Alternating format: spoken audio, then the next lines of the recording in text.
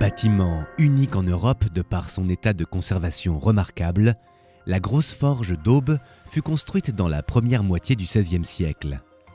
Le terme Grosse Forge correspond à l'ancienne appellation de la scierie moderne. De tels édifices étaient alors monnaie courante dans la région. La raison ? La présence d'un minerai de fer de bonne qualité dans le sous-sol du pays, un massif forestier important en mesure de fournir du combustible en quantité, et un réseau hydraulique dense et capable de faire fonctionner les mécanismes des forges. La Grosse Forge était destinée à transformer à sa sortie du fourneau la fonte cassante en acier déformable, en la débarrassant de ses impuretés et de son excédent de carbone.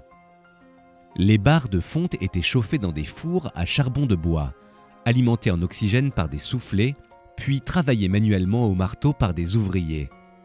Les lingots de fer ainsi obtenus étaient ensuite passés sous les coups d'un gigantesque marteau afin d'y terminer leur affinage et de se transformer en barres de fer. Le marteau, aux dimensions phénoménales, repose sur un châssis de 18 mètres de long, indépendant du reste du bâtiment qui s'effondrerait sinon sous la violence des coups.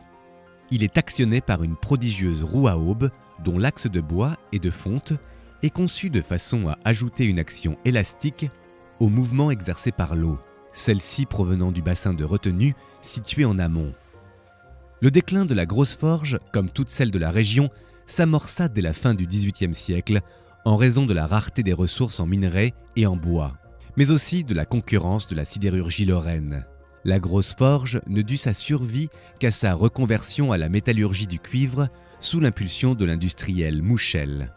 À la fin du XIXe siècle, elle fut cantonnée à l'exécution de tâches marginales, mais resta cependant en service jusqu'en 1939.